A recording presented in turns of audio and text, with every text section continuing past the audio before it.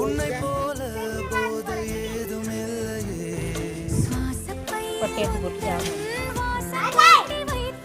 பாருங்க பெருச்சாச்சு 1 2 தான் பழம், மீதி எல்லாம் காயா இருக்கு. பழுத்து வச்சு தான் சாப்பிடணும்.